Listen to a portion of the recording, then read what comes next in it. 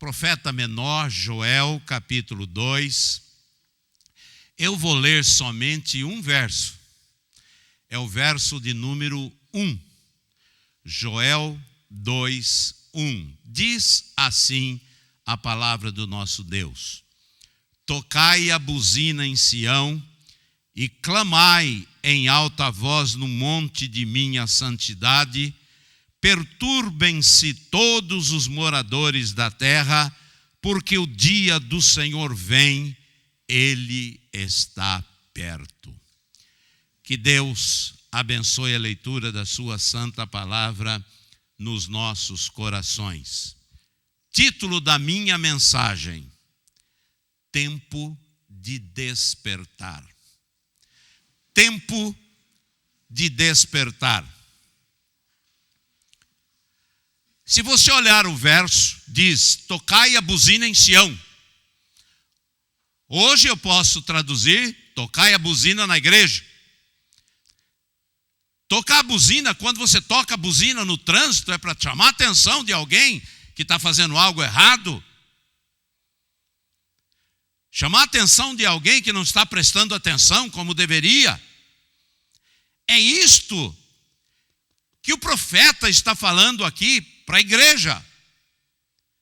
E mais: clamai em alta voz no monte da minha santidade. Perturbem-se todos os moradores da terra. Vamos sacudir a poeira hoje, irmão? Tempo de despertar. Que o Espírito Santo te ilumine. Alguém poderia me perguntar: pastor, o fim do mundo é agora ou não? A igreja verdadeira vai estar na tribulação ou não? Nós vamos passar por todos os ais, as pragas, os horrores do Apocalipse? Respondo: alguns talvez. Porém, isso não tem nada a ver com Nostradamus, com os maias, ou qualquer outra predição de quem quer que seja.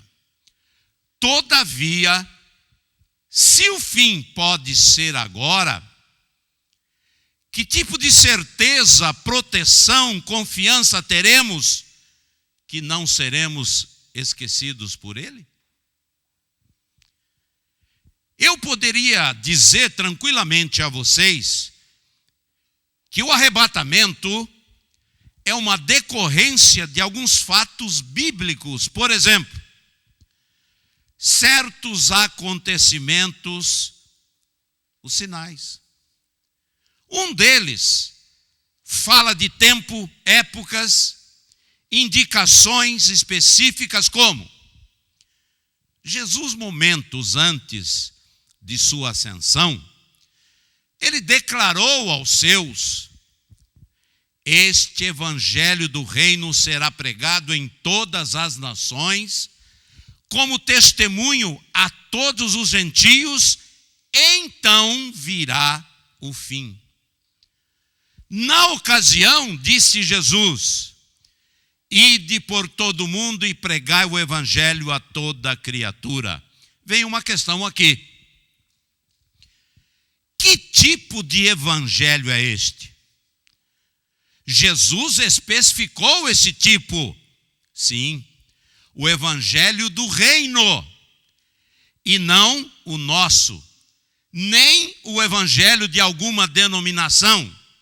Pois bem, 2000 anos já se passaram e hoje nós temos o privilégio de viver nestes últimos dias, citados por ele. Porém, não estou aqui bem certo se estamos cumprindo nossa parte o suficiente para um acerto de contas.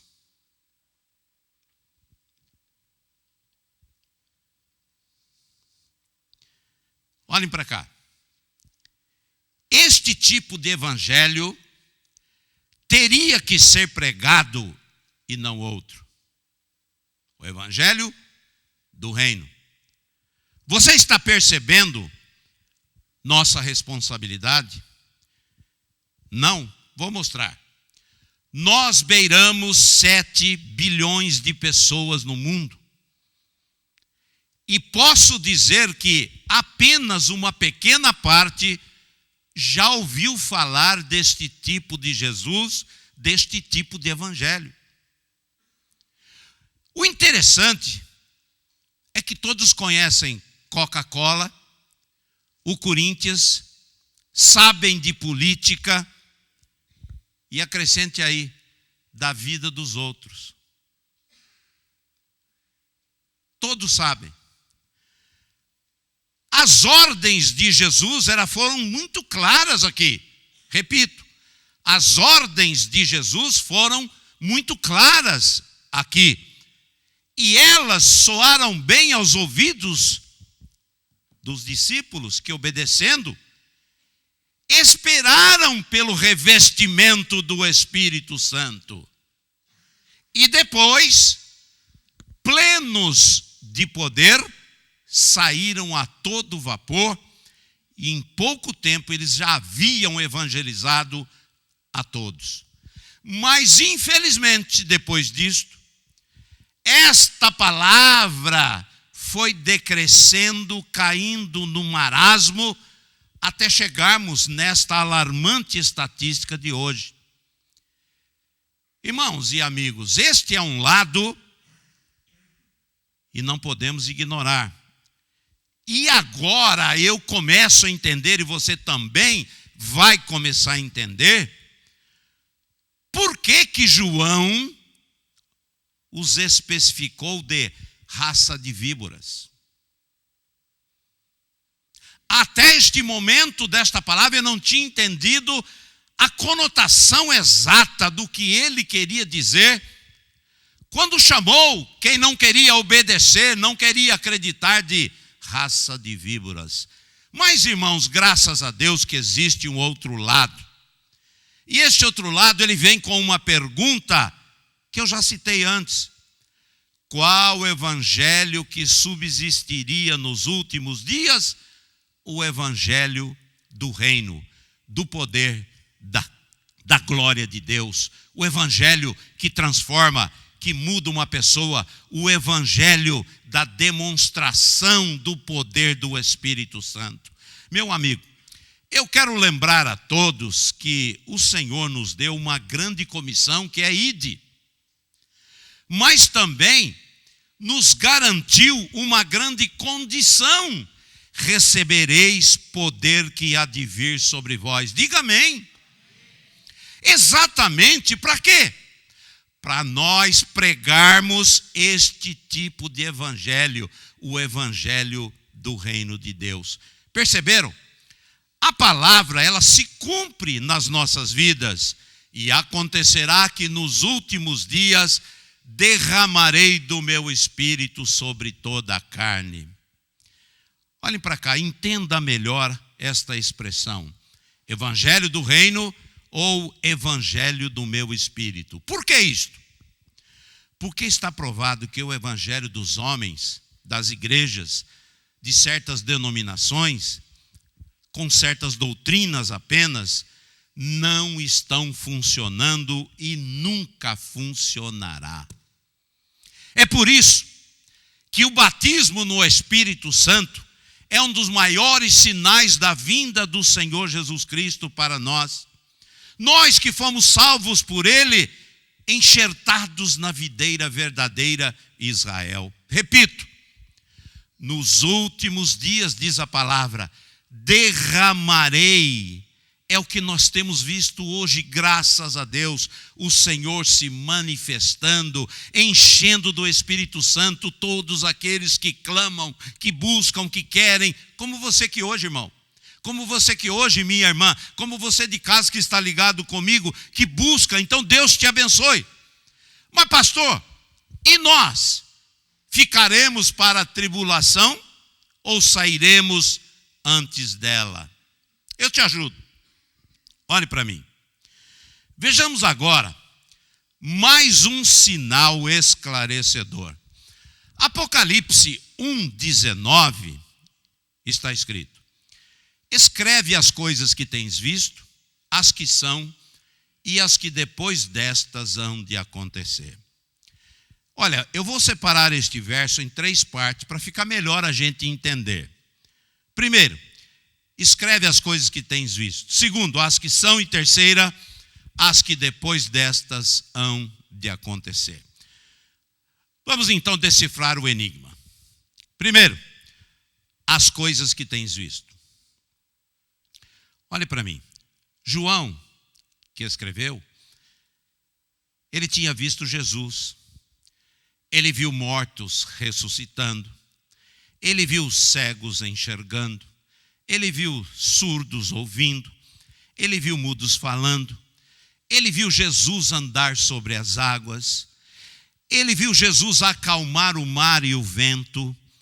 Ele viu Judas trair o seu melhor amigo. Ele viu Jesus naquele dia sair do chão. E com certeza foi o dia mais triste da sua vida, que foi se despedir dele. Ele viu também, irmãos, a descida do Espírito Santo no Pentecostes, o poder de Deus. E tudo isto, ele escreveu em seus livros que estão aqui na palavra, todos que ele escreveu. E mais, ele foi o único que Deus usou de uma forma que eu chamo aqui de contrária. Porque normalmente uma pessoa que tem uma visão do céu, ele tem essa visão daqui da terra, das coisas que acontecem lá. João não. Interessante, ele viu no céu as coisas que estavam acontecendo aqui na terra. Enfim, tudo isto ele registrou e hoje nós podemos ler e matar a nossa sede com tantas maravilhas. As coisas que tens visto. Você tem visto alguma coisa? Segunda coisa, as que são.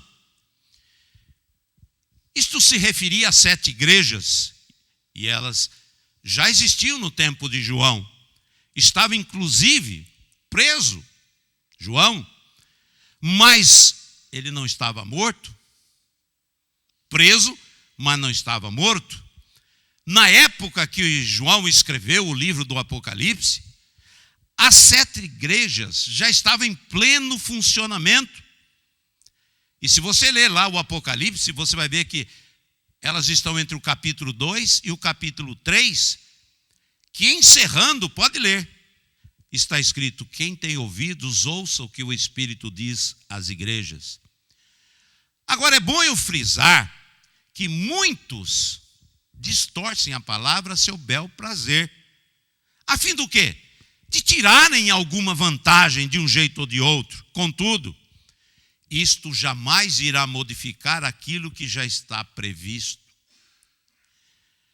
Existem muitas igrejas por aí que são pré-milenistas, outras antimilenistas.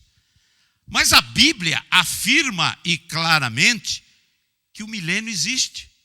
São 1000 anos com Cristo, onde Satanás estará preso e somente no final deste tempo ele será solto. Contudo, como eu disse, Apocalipse 1:19, se você olhar bem, você vai perceber, como eu percebi, que ele é como um gráfico mostrando tempo versus espaço. Ou seja, quando e por quanto tempo. Vejam bem, escreve as coisas que tens visto, as que são e as que depois destas hão de acontecer. 3 períodos distintos, cada um num tempo determinado. O que vistes? Viu Jesus, viu os milagres. As coisas que são, as 7 igrejas. E as coisas que depois destas hão de acontecer, é depois do período da igreja. Olhe a resposta que milhares estão procurando e até afirmando que a igreja irá passar a grande tribulação. Não, senhor. Eu disse quando e por quanto tempo. Existe um marco do início, existe o marco do seu fim. As coisas que viste, as que são, e olha só, e as que depois destas hão de acontecer, depois da igreja. Significa que ela já não estará mais aqui, porque depois dela vem então a grande tribulação. Diga amém, não escutei nenhum? Muito bem. A grande tribulação ela é marcada pelos ais, as pragas, as trombetas, tempos difíceis, diz a palavra, onde os homens pedirão até a morte, tal será o horror. Eu penso que você já entendeu a comprovação. E por fim, completando então a revelação, em terceiro lugar, as coisas que depois destas hão de acontecer. Como eu disse, depois do quê? Das igrejas. O capítulo 4 do Apocalipse, ele fala da visão de Cristo glorificado. E em seguida, já entramos no tempo da angústia de Jacó, onde a besta irá se manifestar no capítulo 6, os 4 cavaleiros do Apocalipse. No livro de Gênesis diz: no princípio criou Deus o céu e a terra, de modo que ele é o Criador, é o construtor, o planejador, enfim, o dono do mundo. E digo mais, ele não iria fazer tudo que ele fez maravilhoso do jeito que fez, para depois Satanás, essa figura grotesca, derrotada, o destruísse. Olhe para cá. Por mais que Satanás faça ou fez, ele jamais conseguirá destruí-lo. Porque aquele que construiu, está escrito que ele o destruirá. Afinal, ele faz o que quer daquilo que é dele. Portanto, meus amados irmãos e meus amigos, o próximo grande acontecimento da história não se prende a você chegar a Marte, não. Ou então, a aprovação no Congresso da nova Previdência. Ou até mesmo a cura para doenças terríveis, também não. O grande acontecimento que estamos aguardando, o grande evento que estamos esperando, é o desaparecimento em massa de todos os fiéis em todo o mundo e num só instante, num só momento. O maior rapto, ouviu? O maior rapto de todos os tempos. Tem uma nota aqui. O sequestrador não pede resgate.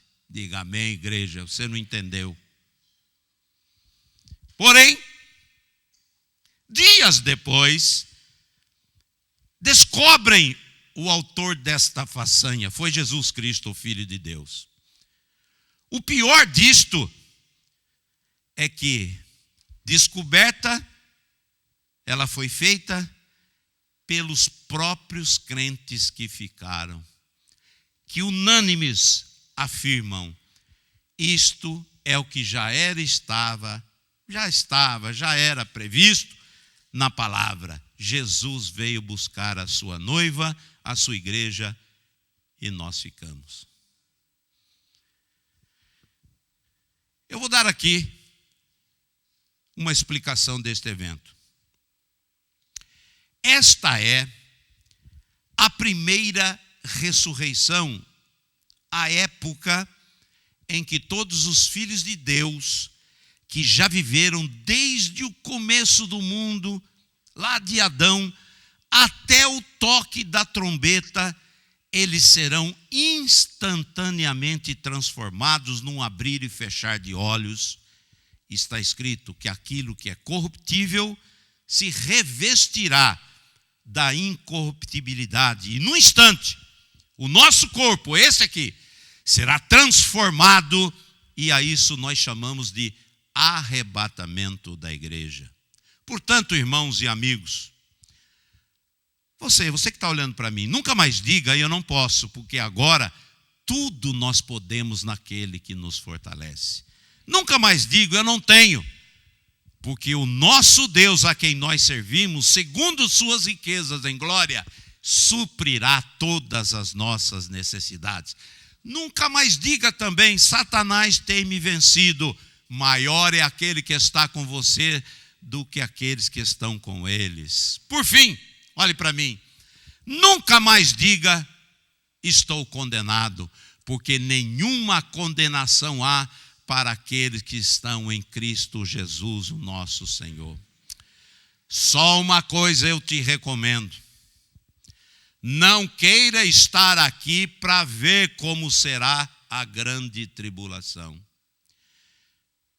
Falo exatamente das coisas que depois da igreja irão acontecer: os ais, as pragas, as trombetas, as taças derramadas, os 4 cavaleiros.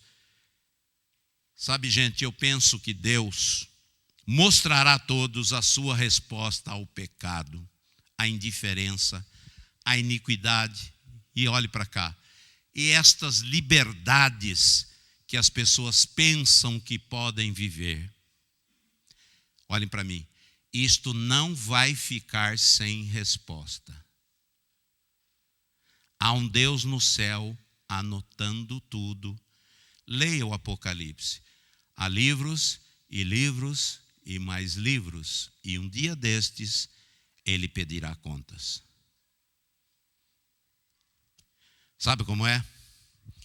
O tempo da graça acabou. A era da igreja, pela graça sois salvos por meio da fé, está encerrada. O que é que eu entendo? Por favor, entenda também. Deus fechou o ciclo. As coisas que tens visto, as que são e as que depois destas hão de acontecer. Deus fecha o ciclo. Bem, se nós já entendemos este gráfico tempo e espaço, daqui para frente, nós precisamos ter mais consciência sobre este evangelho do reino. Porque o fim não virá se ele não for pregado antes. Algumas coisas que antes podiam passar sem muita preocupação, agora não podem mais. Vivemos dias em que, e você vai concordar comigo, incertezas, desconfiança, uma grande multidão de incrédulos, e a igreja verdadeira de Jesus, ela não pode e nem deve perder a sua credibilidade. Fala sério, nós temos visto em todo lugar o nome de Jesus Cristo ser alvo de sarcásticas piadas. Quem já ouviu isso? Ah, bom, o resto é mentiroso. Deixa eu dizer uma coisa aqui. Fica fácil falar essa primeira parte, porque é uma verdade escancarada. Mas agora Deus quer falar diretamente com você, que é a igreja. Repito, nós temos visto o nome de Jesus Cristo ser alvo de sarcásticas piadas. Mas muitos de nós evangélicos somos os culpados. E precisamos acordar, como diz a palavra, Efésios 5,14, desperta tu que dormes, levanta-te dentre os mortos e Cristo te esclarecerá. Irmãos, a igreja, ela é o corpo de Cristo e ele não pertence a nenhuma denominação em particular. A descida do Espírito Santo veio para a igreja, veio no Pentecostes. A igreja, ela estava reunida num só lugar, e os que creram e obedeceram estavam lá, e a palavra diz, e todos foram cheios do Espírito Santo e começaram a falar em outras línguas e profetizarem. Olhe para cá, qual a finalidade disso? Para mim, não é outra coisa senão fazer coisas do reino, andar como cidadãos do reino. Por isso, irmãos, que você precisa também viver como um cidadão do reino. Aí é que entra Efésios 5,14, desperta tu que dormas, dormes e levanta-te dentre os mortos. Pare. O que é se levantar dentre os mortos? Ou do meio dos mortos? É pregar um evangelho. É pregar um evangelho completo de salvação, o qual inclui salvar todos os perdidos, curar todos os enfermos, libertar todos os cativos, e acrescente aí nesta lista, virtude e poder para todos os que acreditam. É isto que Deus está mostrando, que devemos ensinar para as pessoas e ministrar para as pessoas o poder de Deus, trabalhar no sobrenatural de Deus. Por isso que as pessoas, leiam lá o livro de Atos, ficavam pasmas. Elas estavam pasmas, boquiabertas, e se perguntavam: como pode ser isto? Estes homens não são galileus? Estavam maravilhados, perplexos, e diziam: que quer dizer isto? Atos 2:12 quer dizer: este evangelho é o evangelho do reino, é o evangelho de Deus e não o evangelho dos homens, o evangelho que funciona. Entenda, o que aconteceu e o que acontece nos nossos dias não é um incidente não, ou algo excepcional, não e não. Eu quero que você saiba que se você busca, você vai encontrar. Se você pede, você vai receber. E quer saber mais? Hoje vai ser o seu dia que Deus vai te dar mais um dom. Quem quer ser cheio do Espírito Santo? Deus separou esse dia para você. Obrigado, Senhor. Então, olha só. O que aconteceu e o que acontece nos nossos dias não é um incidente ou algo excepcional, não, Senhor. Isto faz parte do plano do reino de Deus. São princípios de Deus para o final dos tempos. Deus está tomando aqueles considerados loucos, fanáticos, e está fazendo cair sobre eles uma porção tal do seu espírito que os incrédulos, eles vão ter que reconhecer que Jesus Cristo está vivo e está operando os mesmos milagres. Quem quer ser usado por Deus aí? Amém, eu também. Irmãos, fala sério. Há um amor divino que está nos tomando. Eu sinto que todos parecem que têm algo em comum. Jesus Cristo é o tema principal das nossas vidas. Meu amigo, o tempo da graça está se findando, mas o tempo da igreja está começando. Também não queremos ser vestidos de uma nova teologia, não. Nós precisamos ser revestidos com uma nova unção. Diante de tudo que nós temos presenciado no mundo e nas atitudes de certos cristãos hoje em dia, uma pergunta surge aqui no meu interior e vai surgir no seu também. Que iremos fazer diante do Pentecostes, da descida do Espírito Santo? Você já fez essa pergunta? Que iremos fazer diante do Pentecostes e da descida do Espírito Santo?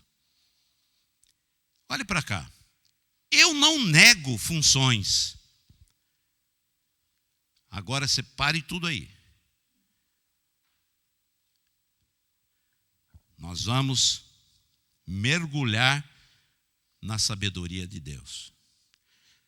Eu não nego funções, nem do corpo e nem dos nossos sentimentos. Porém, eu não posso negar principalmente a parte que cabe ao nosso espírito, que é possuir comunhão com o Espírito Santo.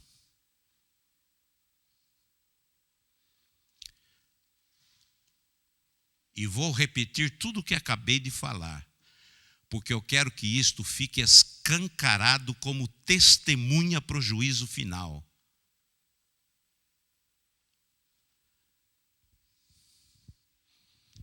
E vou lhes dizer por quê. Muitos aqui conhecem minha história. Eu nasci praticamente dentro de uma igreja evangélica. Eu não sou ex-nada. Eu era ex-criança e fui para a igreja com 7 anos. Fiquei dentro dela 23. Deus me ajude. Eu só não me perdi mais porque Deus me guardou. E também não vou dizer que eu bebi até cair, porque eu só bebi e não caía. Eu tocava samba a noite inteira, puxava samba em qualquer lugar, todo final de semana, e no domingo pela manhã eu era professor da escola bíblica dominical. Eu era segundo secretário da diretoria da igreja e era presidente da mocidade. Professor de escola bíblica dos jovens no domingo e cantava no coral domingo à noite. Você começou a entender? Não, né? Eu vou te ajudar. Bebi a noite inteira, no sábado, e ia para a igreja no domingo cedo. O dia que eu fui batizado no Espírito Santo, a igreja se reuniu e me expulsou dela.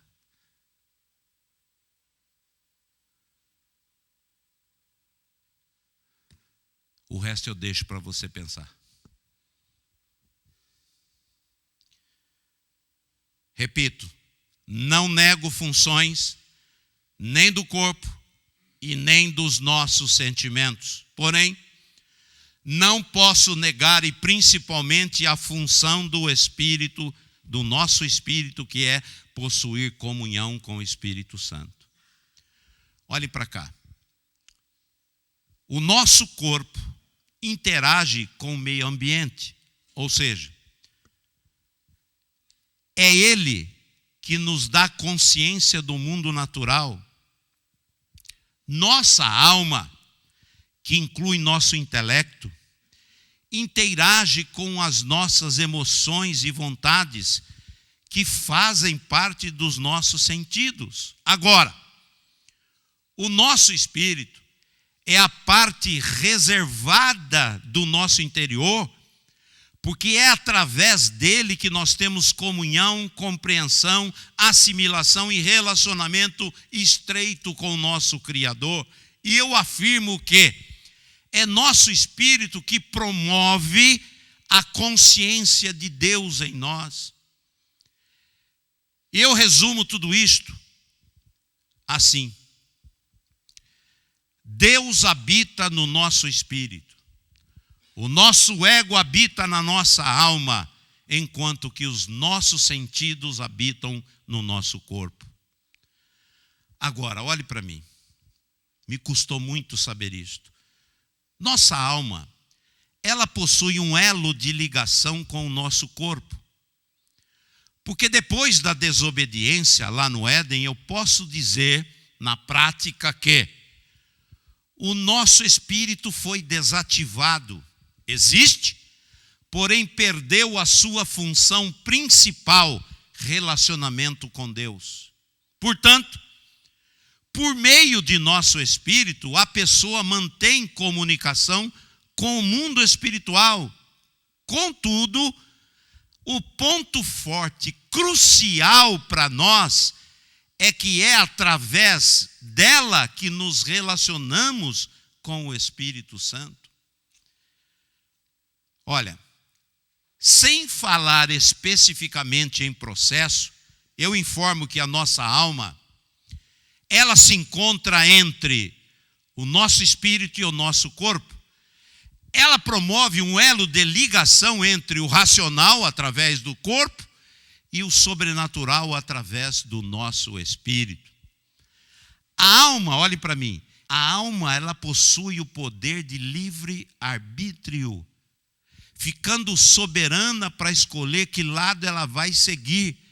Daí a necessidade que nós temos de ter controle espiritual de uma circunstância, pois, se isso não existir em nós, nossa alma pode atrair o nosso espírito para obedecer somente aos impulsos naturais ou da carne.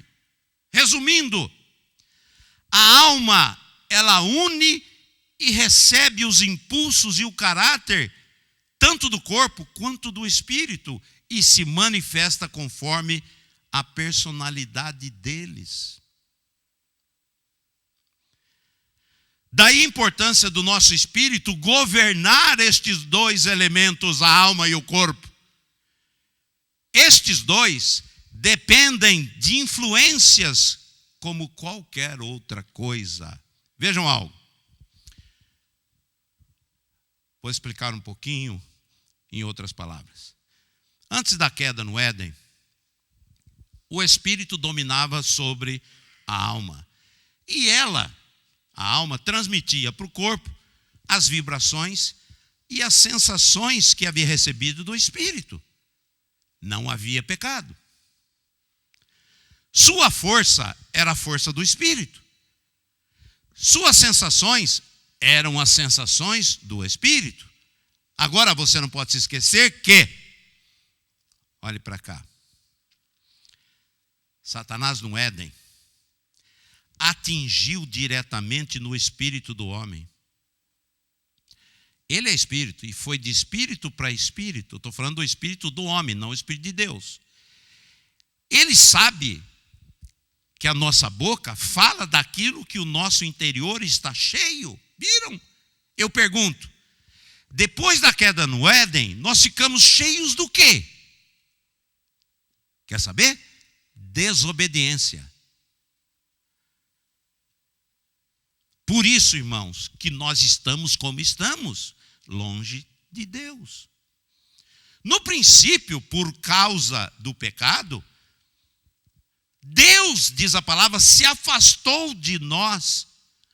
Hoje, nos acostumamos a ficar longe de Deus. Você entendeu o esquema?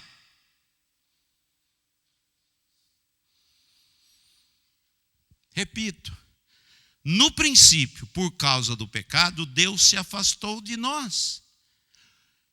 E daquele dia até hoje, nos acostumamos a ficar longe de Deus, porque nossos desejos partem da alma e ela se uniu com o nosso corpo e quer somente ficar nesta posição, pois isto não exige dela compromisso, obediência, disciplina, fidelidade. Por isso se torna fácil sabermos quem é carnal e quem é espiritual. Sabedores destas interações, preciso falar um pouco sobre a aplicação espiritual. A alma possui um tipo de personalidade, no entanto, ela sempre irá receber impulsos de alguém que a influenciou, alimentou. No caso, o espírito, um mentor, um condutor.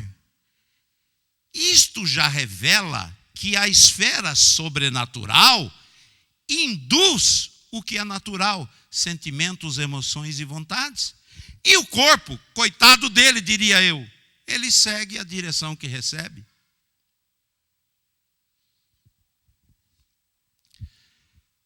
Você sabe qual a lei do Velho Testamento? A alma que pecar, esta morrerá. Deus não falou, o corpo que pecar, esse eu vou matar. O espírito que errar, esse eu vou destruir. Não, Senhor. A alma que pecar. Porque se está pecando, existe um espírito atrapalhado a conduzindo. O problema não está aí, continue olhando para mim. O problema é quando gostamos e permitimos que isto ocorra.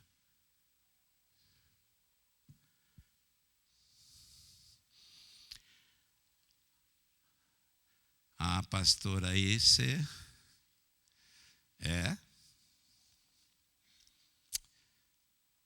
O Espírito Santo não veio passar férias na minha vida. Ele veio mostrar o que é errado.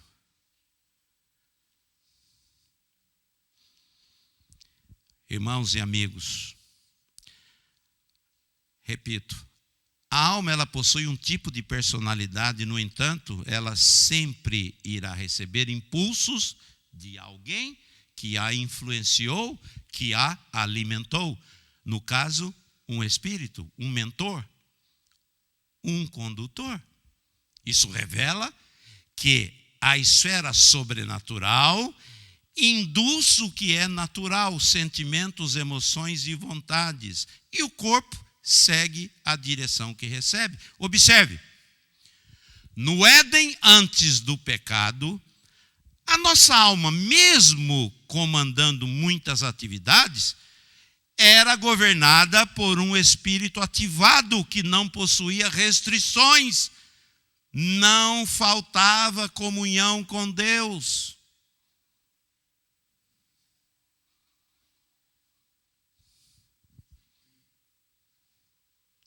Vou dizer algo que não tem na Bíblia. A Bíblia fala que Satanás induziu Eva a pegar a maçã e comer. E ela induziu o marido que comeu também. Mas a Bíblia não fala de nenhum outro caso deles dois. Mas continua olhando para mim. Será que eu posso acreditar que nunca existiu outro tipo de tentação? A alma. Porque se não tivesse existido, ela não teria caído na maçã. Se ela caiu é porque já tinha tentado outras coisas. A alma, ela é terrível.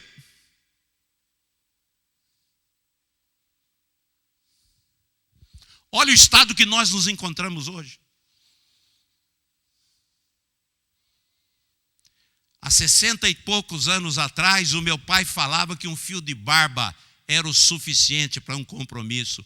Hoje, cartório, promotor de justiça, delegado, polícia, cadeia, nada faz o cara pagar.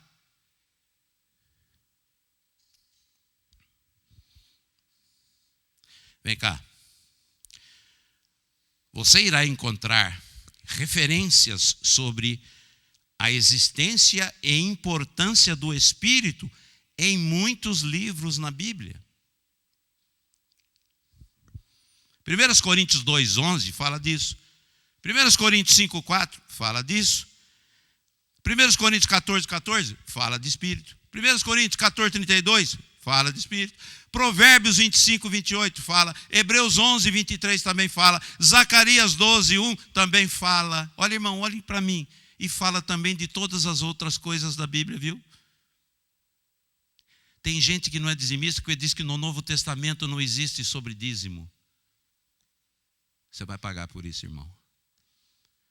O Espírito está dirigindo você, não é o de Deus.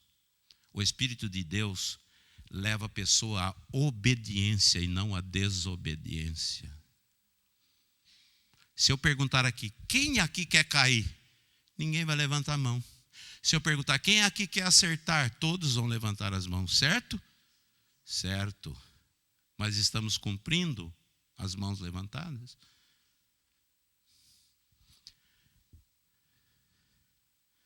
Eu diria que possuir consciência espiritual é possuir um dispositivo que nos leva a ter discernimento. Por qual via? Quer saber? Pela intuição. É uma ferramenta, a intuição, utilizada pelo nosso espírito. E como consequência disto, aí nós temos comunhão com Deus. Então, intuição é aquilo que dá voz à nossa consciência espiritual. E com ela, nós adoramos o Criador. Diga amém. Obrigado, Senhor. Viu? Olha para mim. De espírito para espírito. Quando Satanás quis fazer Eva e Adão cair, foi de espírito para espírito. Ele alimentou o espírito dela, ela passou para os desejos e acabou comendo. Desobedecendo. Diante deste quadro todo, deixo claro que há muita gente muito bem intencionada, eu sei, mas muito mal orientada, eu também sei. Sabe qual é a nossa resposta? Eu sou crente. Você pensa que eu não sou crente? A minha igreja também fala de Jesus. Continua olhando para mim. O diabo foi o primeiro a falar de Jesus e com Jesus. Mas quando ele falou e disse, se tu és, já colocou uma interrogação na afirmação de Deus. Este é o meu filho amado em quem tenho prazer. Viram? Como é fácil desobedecer? Diante desse quadro, deixo claro que há muita gente bem intencionada, mas muito mal orientada. Uma das coisas, me perdoe, mais lógicas da palavra de Deus é que quando não somos guiados pelo Espírito Santo, é porque outro Espírito está nos dirigindo. Será que eu preciso estar na faculdade para saber isso?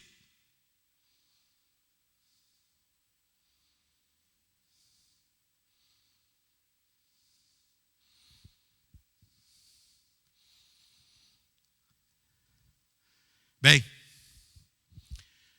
se existe uma possibilidade, repita isso comigo, se existe uma possibilidade,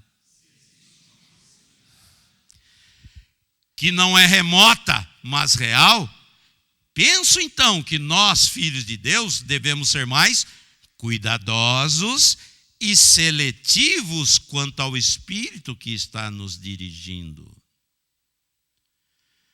Agora, para a gente não correr risco nesta condução, pelo menos 4 atitudes devemos estar atentos, mesmo estando com o Espírito correto, o Espírito Santo. Pois, já mencionei que nossa alma, ela é o elemento de ligação, ou seja, ela liga, mas continuando para mim, mas também desliga.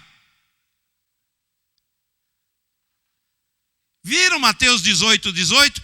Tudo que ligares aqui, eu ligo lá. Tudo que desligares aqui, eu desligo lá. Está vendo? Ela liga, mas também desliga se o Espírito que está nos conduzindo não é o Espírito correto. Você não vai poder alegar ignorância no juízo final. Tudo está na palavra.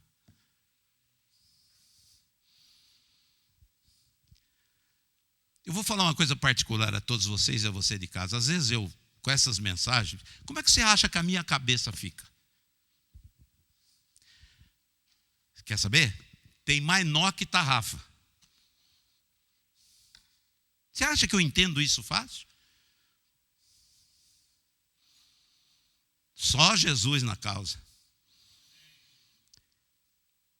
Volta aqui. Eu falei, repito, que a nossa alma é o elemento de ligação, ou seja, ela liga, mas também desliga. Pastor Wilson, eu entendi. Mas que atitude eu devo tomar para com o Espírito Santo? Eu disse que são 4. Primeiro, vou começar pelo pior. Entristecê-lo. Segunda atitude, apagá-lo. Terceira, extingui-lo.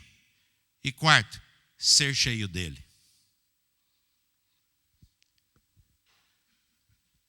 Vejam, a primeira coisa que você deve saber é que ele, o Espírito Santo, é uma dádiva do céu. Atos 2:38. Não é algo que nós fazemos e recebemos por isso, não. É algo que nós recebemos sem fazer, sem realizar nada, porque Jesus já fez tudo no Calvário. Diz a palavra que toda boa dádiva, todo dom perfeito vem da onde? Do Pai dos Espíritos. A única diferença entre a dádiva da salvação, que também é um dom, e a dádiva do Espírito Santo, é que o dom da salvação é para o mundo, e o dom do Espírito Santo é para os filhos de Deus. Você é filho de Deus? Obrigado, irmão. Outra coisa maravilhosa que nós precisamos saber é que nós não precisamos esperar para recebê-lo, viu, pastor? Ele já veio e está no meio de nós. Portanto, entendo que só uma coisa impede de recebê-lo: a incredulidade. E eu espero que não tenha nenhum incrédulo aqui. Quem crê, diga amém. Anota aí, Deus. Então não é o nosso caso. Então você vai receber, diga aleluia. Obrigado, Senhor. Vamos seguir. Outra coisa ainda mais excelente. O crente cheio do Espírito Santo, por que vou falar isso? Porque eu passei a vida toda, depois que recebi, sendo combatido por todos os outros chamados crentes. Disseram que eu peguei a doença, que eu fiquei atrapalhado, não bato bem mais, caiu o parafuso. Vou parar por aí, porque tem mais um monte. Os pentecas. Agora mexi com você, né? Irmão, o crente cheio do Espírito Santo, ele possui controle total de todas as suas faculdades. O Espírito Santo não se impõe numa situação, apenas sugere a intuição. Jamais o Espírito Santo fará com que qualquer crente cheio dele faça algo impróprio. Ele nunca forçará ninguém falar em línguas ou profetizar. Isto sempre estará no controle da pessoa. 1 Coríntios 14, 32. O espírito dos profetas estão sujeitos aos próprios profetas. Nota. Todos os dons de Deus só se manifestam através do Espírito Santo. Ele é o único agente de Deus aqui na terra, a única ajuda que nós possuímos do Senhor contra o inimigo. Outro ponto forte, preste atenção. O Espírito Santo, ele dá expressão, ou seja, ele opera dentro do crente, mas é a pessoa quem fala e toma a iniciativa. Eu sei que você está pensando do lado positivo, mas eu vou mostrar um lado que você não pensou, porque eu falei agora há pouco que a alma, ela desliga, mas a danada também, aliás, ela liga, mas ela também desliga. Olhe para mim. Você é crente cheio do Espírito Santo? Eu creio. Mas quando você vai fazer alguma coisa errada, ele fala assim, não faça. Viu? A sua alma induziu você. Mas você tem um que te conduz, não faça, não pegue, não ponha a mão, não veja isso, não faça aquilo. Você vai continuar dando ouvidos ao Espírito Santo ou você vai ouvir você? Eva escutou ela, comeu. Adão escutou Eva, comeu.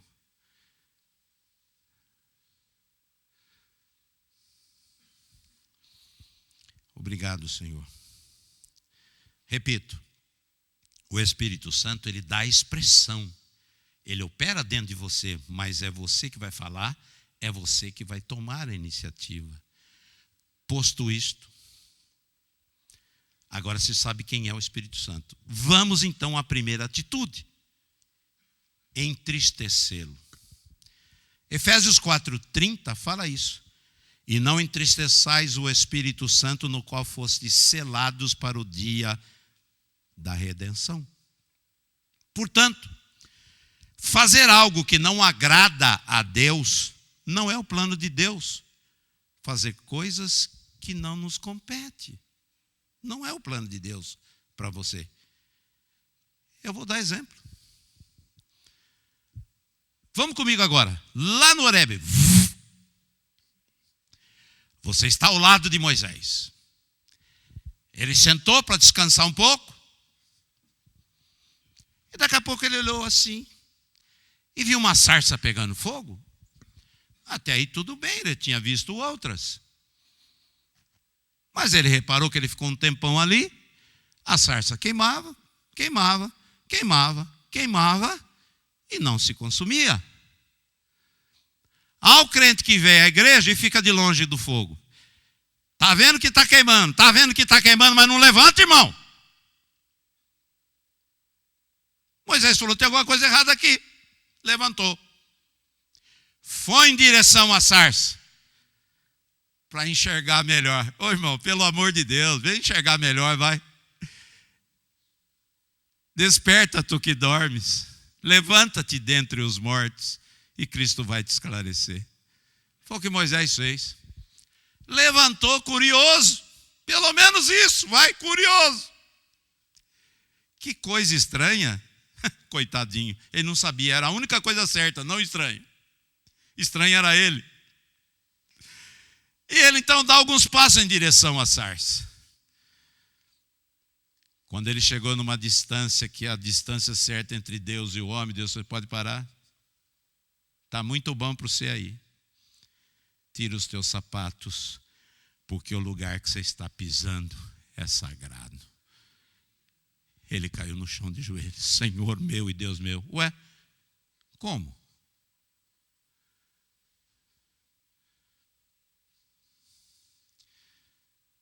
Mas não é isso que eu quero falar.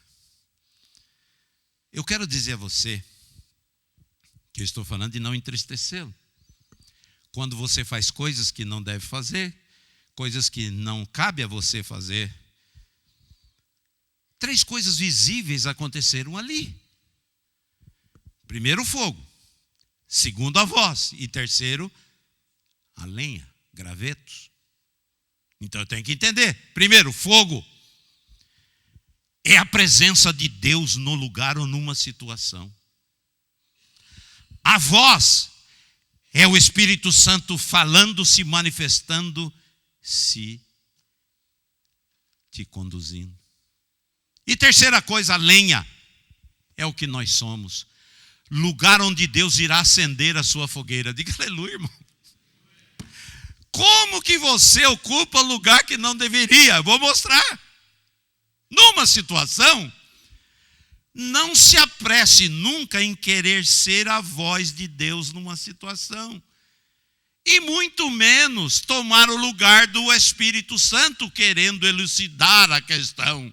Aliás, devemos permanecer numa situação como lenha e que Deus tenha misericórdia de nós e derrame sua porção sobre nós a ponto de acendermos, não só nós, mas também quem estiver junto conosco. Nós somos terríveis, né? Você viu, irmão? Você viu a irmã?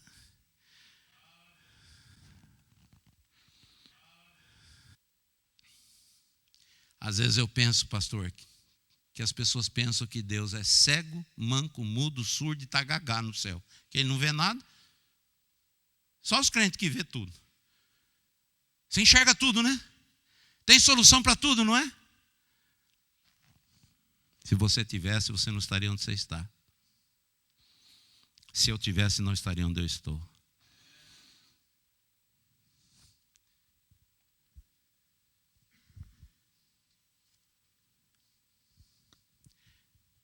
Segunda atitude, apagá-lo. Efésios 6, de 10 a 17, um texto conhecidíssimo por nós. E quando nós lemos estes versos, nós percebemos a responsabilidade que temos como filhos de Deus em possuir e saber manusear todos os apetrechos de guerra que fala lá. E esta orientação de Efésios 6 é para a igreja, não é para o saravá. Não foi feito para incrédulo, é feito para crente. Ah, mas minha igreja não é pentecostal. Mostre para mim uma Bíblia pentecostal. Nunca achei. Ela é igual para todo mundo. Ô pastor, você está pegando muito forte. Mas nem comecei a pregar ainda, como é que estou pegando forte? Apagar o Espírito Santo. Ó Jesus. Vem cá. A palavra diz que nós temos responsabilidades como filhos de Deus de possuir e saber manusear todos aqueles apetrechos de guerra que Efésios 6 fala. Esta orientação de Efésios 6 não é opção de crente, não. É obrigação, é ordenança, é postura, que se não observarmos os seus detalhes, colocações, orientações, envergonharemos o Evangelho de Cristo. Às vezes eu vejo, irmão, manifesta um demônio, tem 10 caras segurando, mais 15 não sei o quê, 40 lendo o Salmo 91, pelo amor de Deus. O diabo dá murro, derruba o pastor, arrebenta a igreja, acaba com tudo. E tudo bem. Diz que todos são crentes.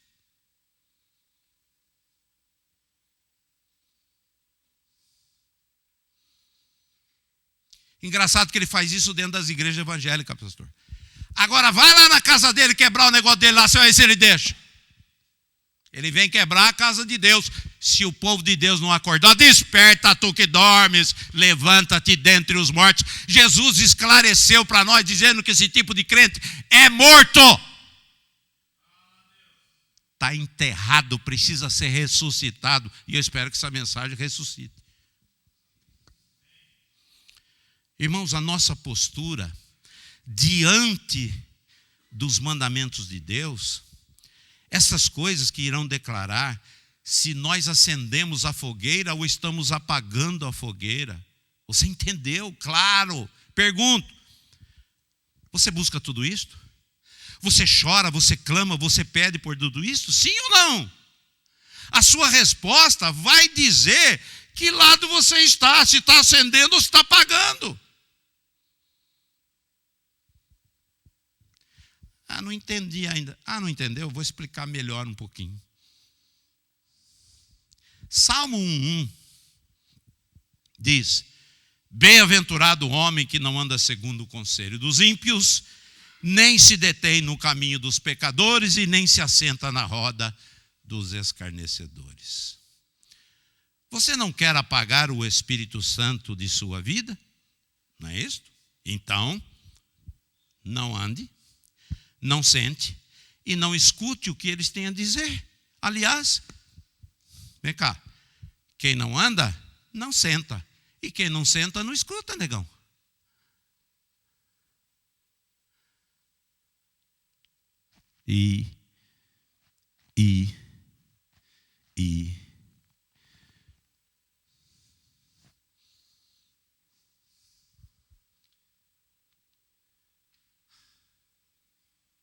Será que nós estamos apagando o Espírito Santo?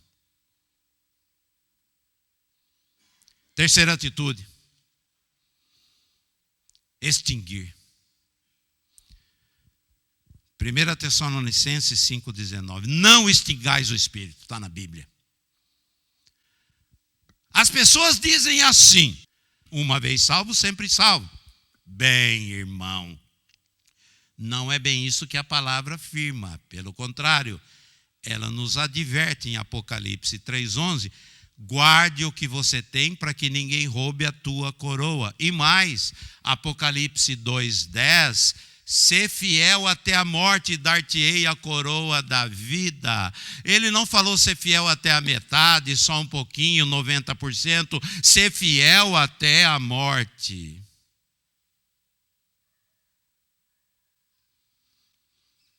O que é extinguir? É anular a sua atuação. Como filhos, devemos promover meios, situações, condições para que ele apareça, comece a operar e não desapareça. Olha, irmãos e amigos, eu temo sinceramente pela Igreja de Jesus nesses nossos dias, onde muitos estão trabalhando para apagar a fogueira ao invés de acendê-la cada vez mais. Eu não quero discutir isso com ninguém, porque isso é religião. Mas não se esqueça que todos nós um dia iremos morrer e teremos que dar contas a Deus do que fizemos, e olhe para mim, e do que deixamos de fazer.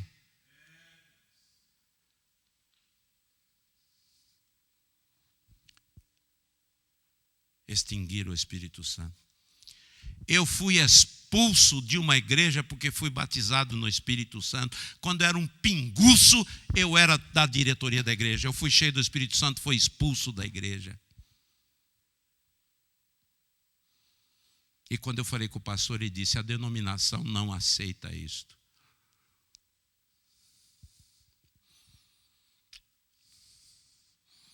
A minha denominação aceita.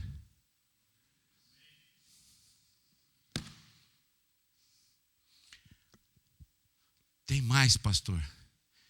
Tem. Então, solta a franga aí um pouco. Respira. Você já apanhou muito. Pode soltar um pouco aí.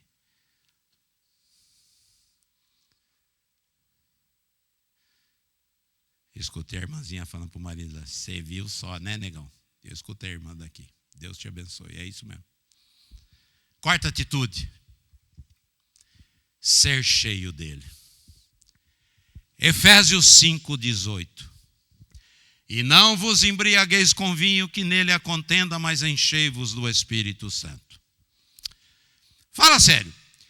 Existem certas coisas que são difíceis de compreensão.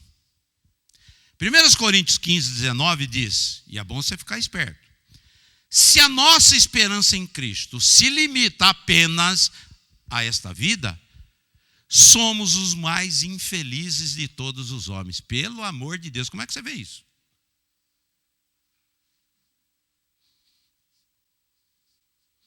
Olha, você eu não sei, mas eu vou dizer exatamente o que Deus quer falar.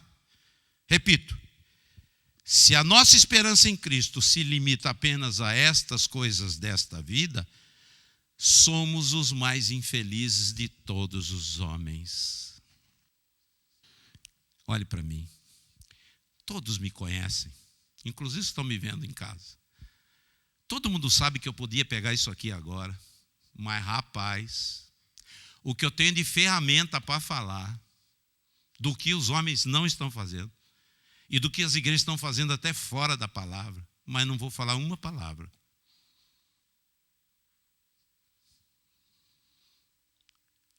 O que este verso quer dizer? Vou explicar. Quer dizer que nós podemos enxergar a vida de dois aspectos.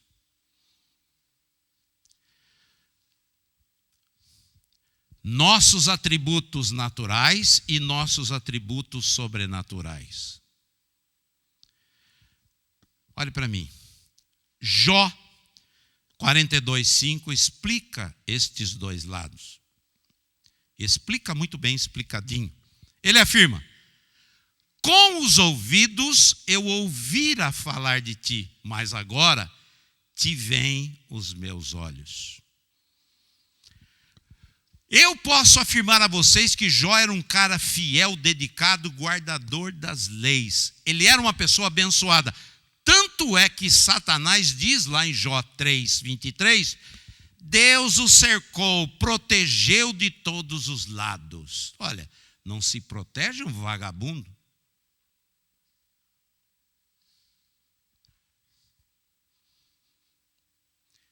Você já ouviu falar que alguém colocou uns pedaços de ferro enferrujado dentro de um e colocou lá não sei aonde e fizeram um filme para ir lá buscar?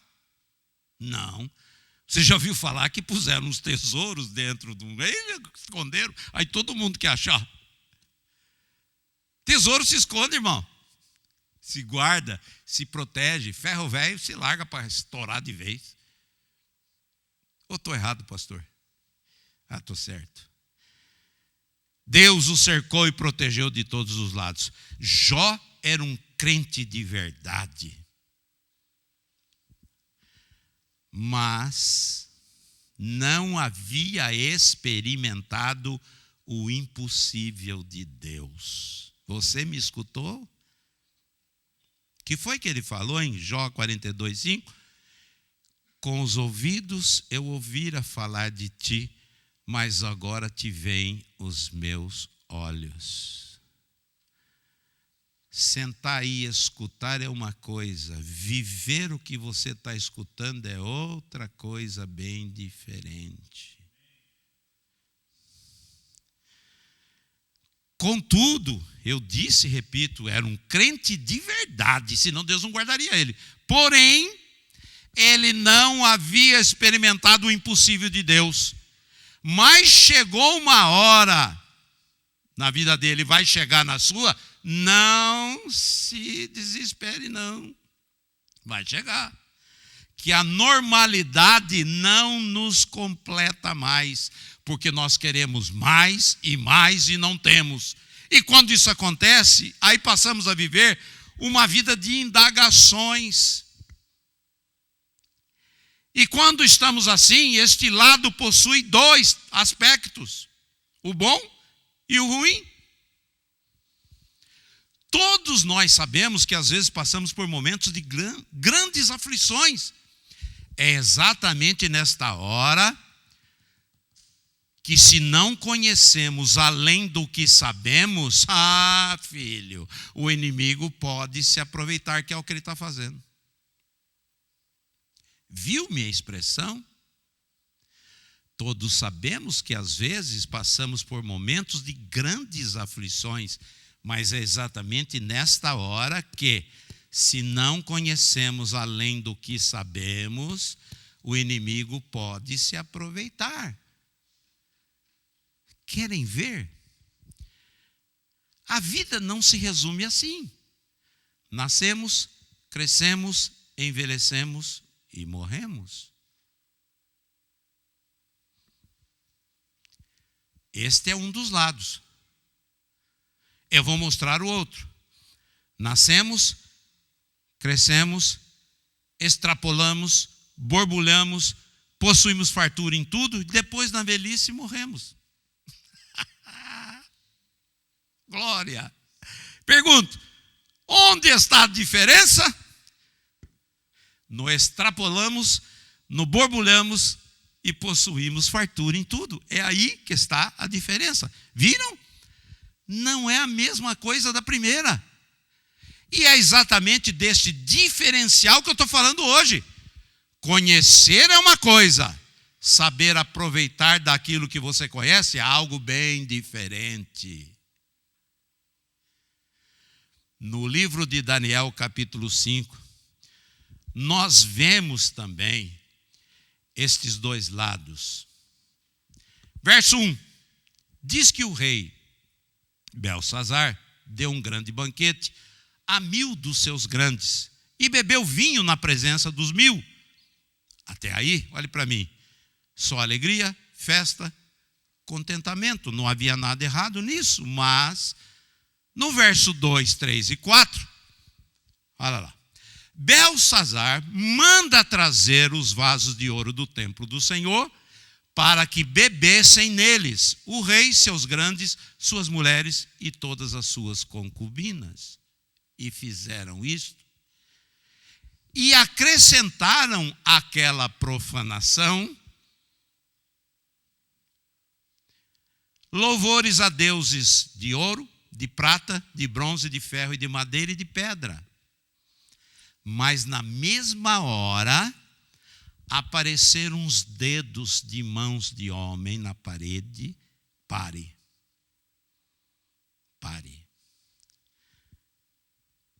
Se ele não tivesse profanado os vasos e nem dando glórias à imagem de escultura e honras a imagens, ele não teria sido julgado por Deus. Estou mostrando os dois lados. Como é que ele foi julgado por Deus? Irmãos, olhe para mim. Eu não gosto de mudar a palavra.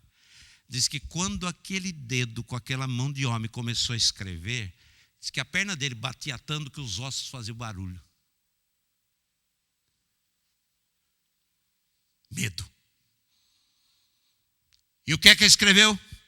Mene, mene, tekel e parsim. Que significa? Contado foi o teu reino e acabou. Pesado foste na balança e foste achado em falta. E finaliza. Dividido foi teu reino e foi dado aos medos e aos persas. Pergunto: quem você pensa que é no corpo de Cristo, a igreja? Repito, quem você pensa que você é no corpo de Cristo, a sua igreja? Não sabe? Eu vou dizer, um vaso escolhido. A questão é, você é um vaso de honra ou um vaso para desonra? vai depender do que você coloca dentro. Pergunto de novo: o que é que você tem dentro? Se não for o Senhor Espírito Santo, você está profanando a sua própria vida, o vaso. Se esse é o seu caso, meu filho, o dedo de Deus já está apontado para você. E pior, o julgamento é imediato. Diz a palavra que naquela mesma noite morreu Belsazar, o rei dos caldeus.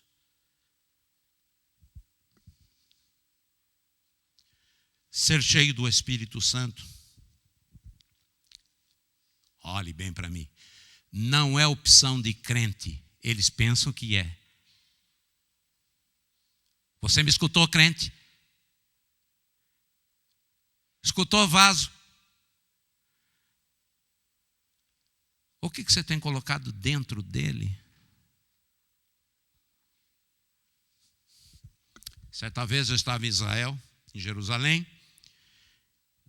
e eu fui numa loja que lapida diamantes. Lá eles vendem diamantes incrustados no anel de ouro. E eu então vi um diamante desse tamanhozinho, colocado num anel muito maior, dava 2 desse aqui meu. E eu fiquei assim, nossa, que anel! Nunca tinha visto um anel tão trabalhado de ouro. Aí o cara olhou para mim, um judeu, falou assim: pastor, o anel, ele não vale porque ele é de ouro. Ele vale por aquilo que ele está carregando dentro. O diamante, que eu nem dei bola. Está vendo, irmão? O que é que você carrega dentro? É o diamante de Deus, o Senhor Espírito Santo, no fogo da sua presença, eu ia falar, no fervor da sua alegria. Ah, meu filho! Você pode até não valer muito, mas o que você carrega dentro, Satanás sabe, e na hora H ele vai fugir de você.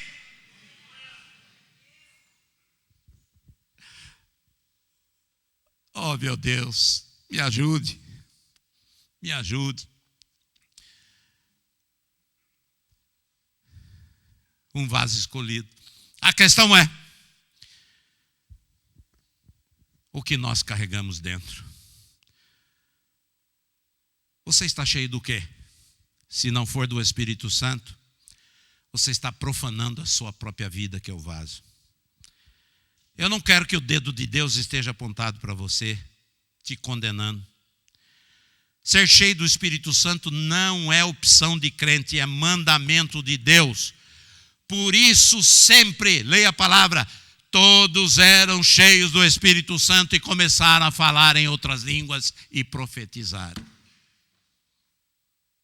Pedro nem tinha dito as palavras, ainda caiu o Espírito Santo sobre eles e eles foram cheios do Espírito Santo e começaram a falar em outras línguas.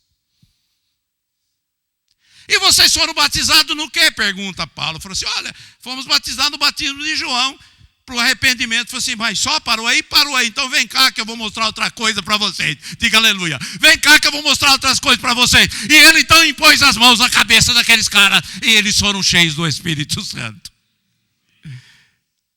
Te conhecer com os olhos é uma coisa, mas quando você vive é diferente, meu Deus, oh meu Deus. Jesus me ajude. Sabe, olhe para cá. Vejam dois conceitos de vida cristã. Um deles é aquele que você demarca limites naturais, e eu chamo esta parte de esta vida. O outro demarca limites espirituais que não dependem de nosso controle, mas de nossa entrega, e eu chamo esta parte de aquela vida. A primeira eu falei esta vida, agora estou falando aquela vida. Eu traduzo tudo isto em 1 João 5,12, onde diz: aquele que tem, o Filho tem a vida. Aquele que não tem o Filho de Deus não tem a vida, entenderam? Esse tipo de vida está especificada. A vida. Não é qualquer vida, nem mais uma vida. É a vida que Deus preparou para os seus filhos. Esta especificação, a vida, diz respeito, sabe o quê? A origem, a fonte da verdadeira vida. Isso não tem nada a ver com existência. Fala do âmago, da nova criação, do nascer de novo. Esta vida está no Senhor e ela gera onde não semeou. Ela faz crescer onde ninguém plantou. Por quê? Porque é ela que nos sustenta em qualquer circunstância. Você, quando é espiritual, não depende só de coisas naturais, muito pelo contrário. Você nunca vai encontrar nada natural no milagre. Agora, o que é que você está procurando como filho de Deus? Coisas naturais na igreja? Olhe para mim. Eu vivo de milagres e creio em milagres. A minha vida é um milagre.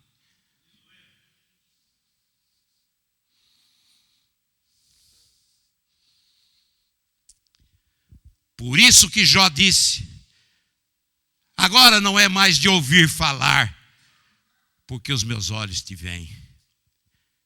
É, Jó. Tá, eu acrescentaria. Os meus braços te agarram, meu corpo clama por ti, as minhas pernas correm para os teus braços. Resta-nos uma coisa: resolver como nós iremos segui-lo.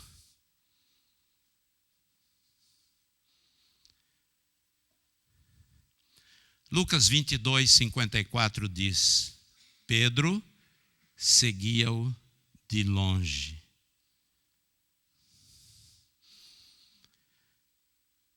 Eu não recomendo você continuar assim. Segui-lo de longe. De ouvir falar. Sabe de uma coisa? É o crente que está na igreja, mas ele não está em Deus.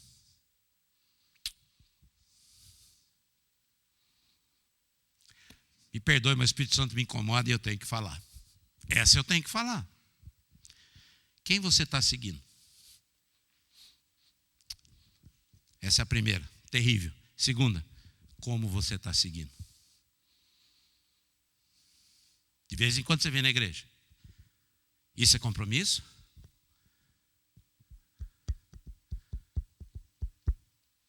Você vai responder. Eu não fui chamado para julgar ninguém. Eu sei que muitos trabalham. Eu sei que muitos não podem.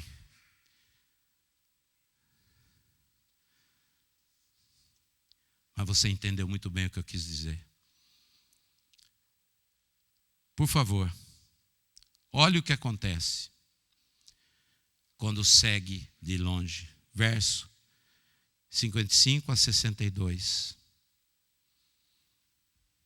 Olha o que dá seguir Jesus de longe. Pedro vai e nega Jesus 3 vezes. Primeira, alguém disse no verso 56, você estava com ele. Pedro, eu não o conheço. Segunda, tu és um deles. Pedro diz, não sou. Negou. Terceiro, verdadeiramente você é um deles. És Galileu. Pedro diz, não sei do que você está falando.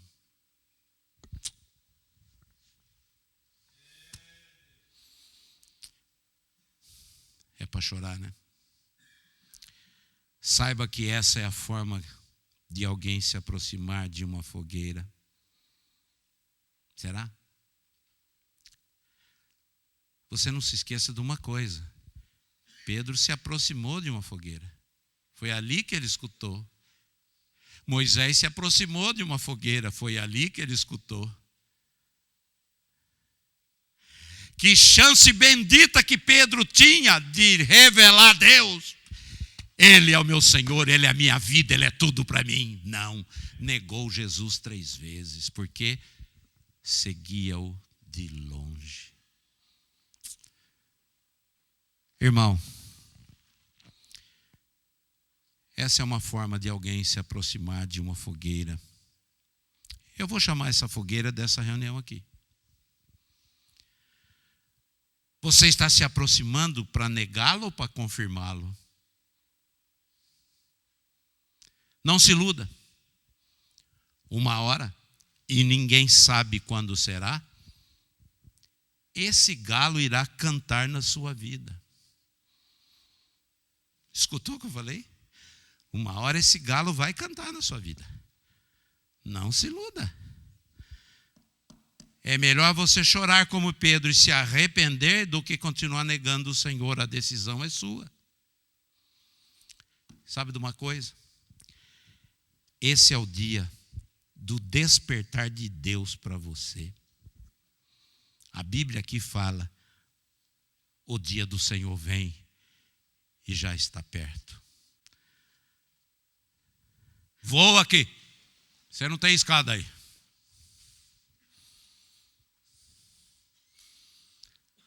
Como é que está a sua fogueira, irmão?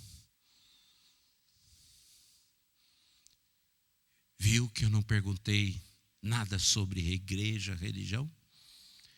Eu perguntei como está a sua fogueira. Qual é a preciosidade que você carrega dentro? Talvez você seja um anel todo ornamentado, como aquele que eu vi lá. Mas o que é que você carrega dentro?